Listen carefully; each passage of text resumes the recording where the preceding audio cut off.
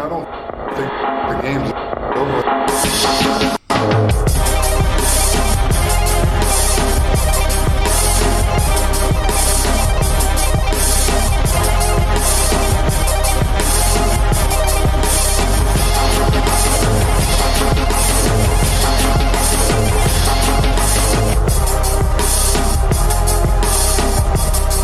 Purple Zeros on the card.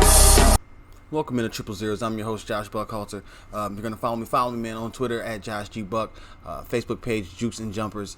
The website is jukesandjumpers.wordpress.com, and the email is jukesjumps@gmail.com. Jump right into it, man. We had a great game Thursday Night Football between the Chicago Bears and the Dallas Cowboys. The Bears, the home team, came away with a victory 31-24, and the game was not nearly as close as the final score suggests.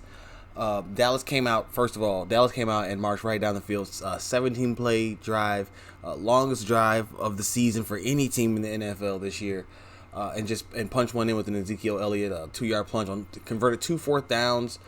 That was later on, but anyway, at any rate, they came in, they got 7 points, and then the Bears on their next drive, Mitchell Trubisky threw interception at like the 2-yard line.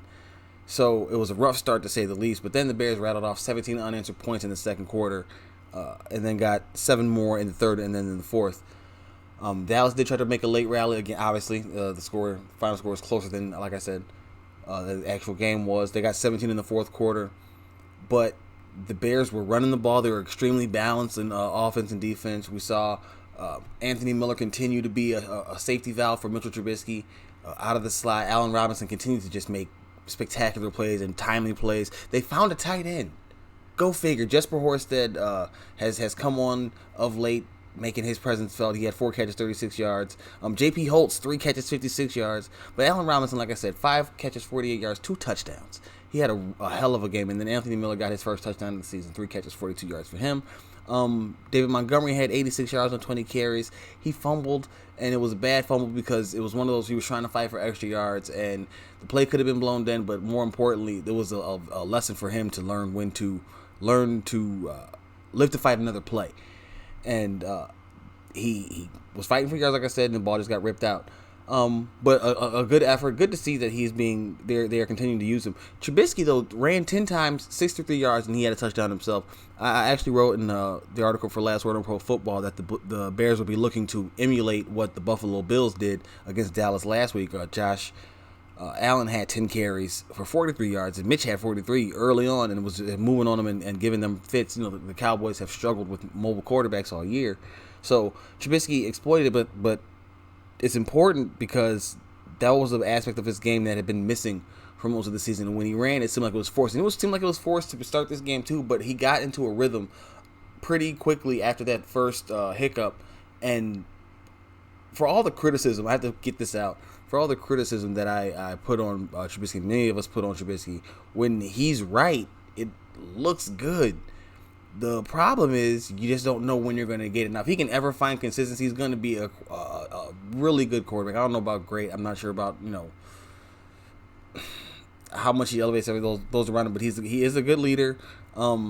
He's tough. I'm not going to ever say he's not tough.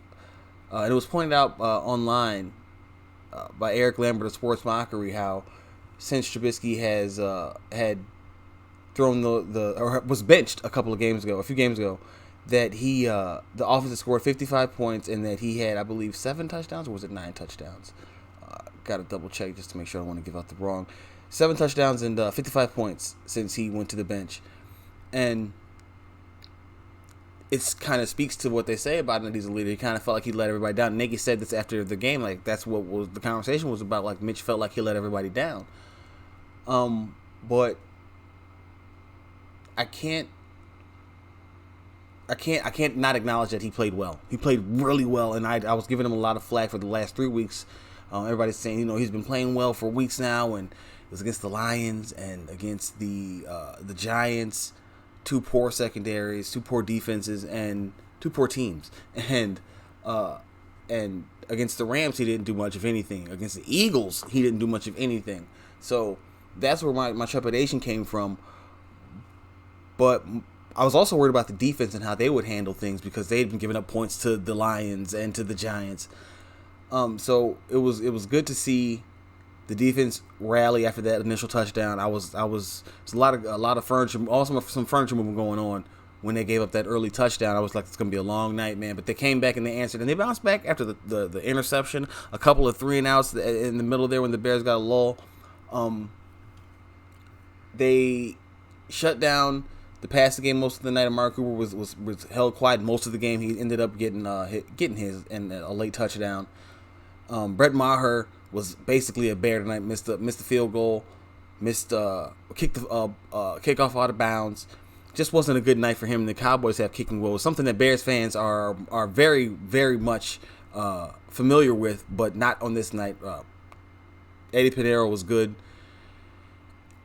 For good as gold on the night. Good as gold. Robbie Gold. Anyway. But yeah, it was a big win for both teams. They both came in 6-6. The Bears the offensive line did a really good job of keeping Mitch clean. That was a surprise. Khalil Mack got a sack. It was an all around really good performance, and a special shout out to Cordero Patterson, who, if you remember, was talking about he was being mentioned in the media for requesting to play tight end to help out.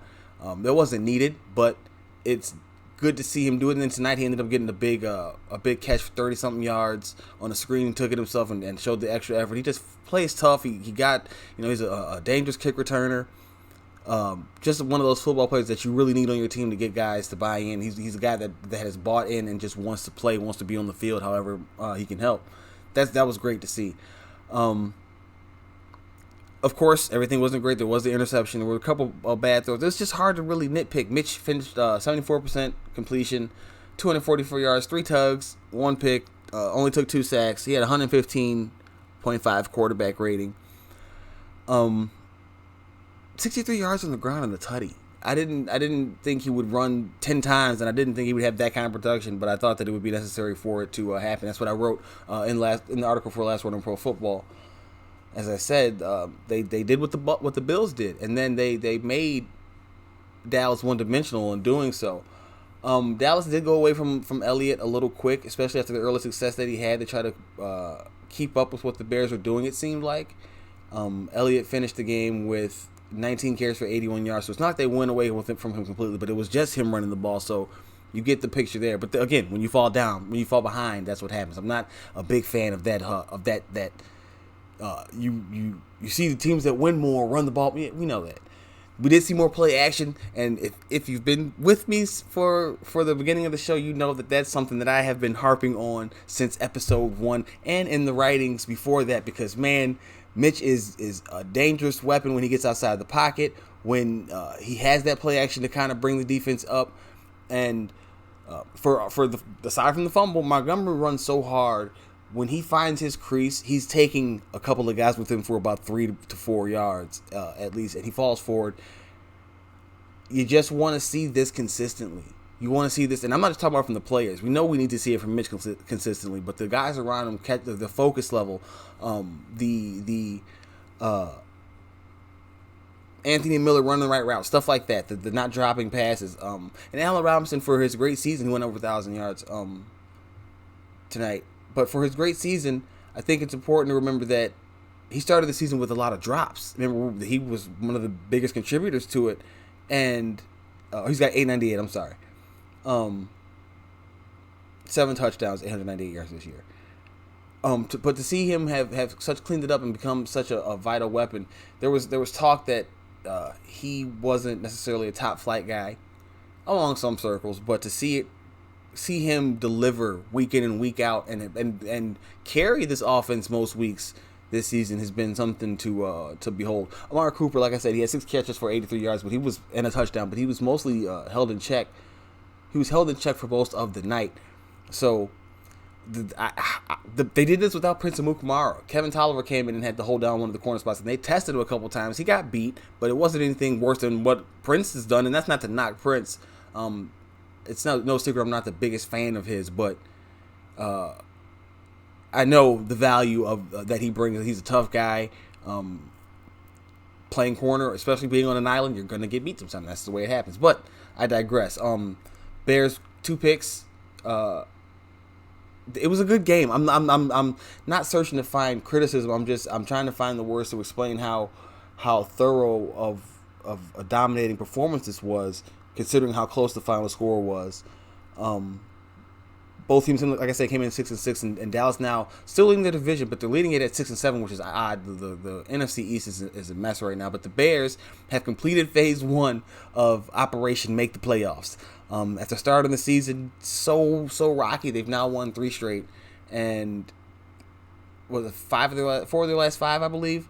They are looking like a team that can get, if they're getting hot at the right time, look out, because it's still the team that we thought it could be. They did lose Roquan Smith to a pectoral injury, and it does look like he's going to be done for the rest of the year. They are hoping to get Akeem Hicks back next week against the Green Bay Packers in Lambeau. That would be huge, but losing Roquan is a blow. But shout out to Nick Kwiatkowski, who was filling in for Danny Trevathan, who left a few weeks ago with the elbow injury. And then Kevin Pierre-Louis, who I gave some flack earlier on this year and in the preseason for his performances, but he stepped up in a big way and made his presence felt tonight when Roquan went down. There was some bit of an injury scare with David Montgomery, but I didn't hear anything else about that, so I think that he should be okay. But yeah, the Bears play at Green Bay. They host Kansas City at Minnesota. You just hope that if they get this win in Lambeau, their confidence. This is a team that thrives on confidence. Mitch is a quarterback that thrives on confidence. If they go into Lambeau and somehow manage to get this win, ball control, doing what they did tonight and the past few games of playing that balanced style of offense where you're handing the ball off and Mitch is not having to do everything, and then when he doesn't, the stuff that he does looks that much better because he's not pressing and it's clean. The protection was good. Since Bobby Massey's gone down, Cornelius Lucas has filled in admirably. There's just not. It's crazy how much they've gone through and how they're still in position to potentially make. They still need some help. They do need the Vikings to lose. They need the Rams to lose, but they are holding up as much as they can control. And if they win out like they need to do, there is a scenario where they could go 9-7, but obviously you don't want to leave it up to that kind of chance. If they do manage to win out, though, it would be a testament to how the fortitude of this team and the makeup of this team is something that I think we were all questioning at points to begin with. Game ball to Mitch, man. Game ball to Mitch. I give the man a lot of crap, and I'm not completely sold off of this. I know. I don't think the Cowboys are a great team. I think they're a talented team. I don't think they're a great team. I don't think they're a greatly well-coached team. But it was a good performance tonight. What does it mean for the future? Probably means he's gonna be the quarterback going into camp next season. I'm interested to see, and I've been saying this for a couple of weeks now, who they bring in to compete with him. They said they didn't say, but the thought is that they will bring in some competition. And who they bring in, I think, will tell you whether or not they're serious about bringing in competition or whether they're just trying to bring in another body to kind of create that for Mitch. Who knows? I don't think that he should get the contract yet. We need to see it now. He's got time because this right here could be contract earning time. And like I said, this is the time to get hot. If you're going to get hot, now is the best possible time for it to happen. So. 3 tough games, 2 on the road. You get the toughest one at home, so that's a plus.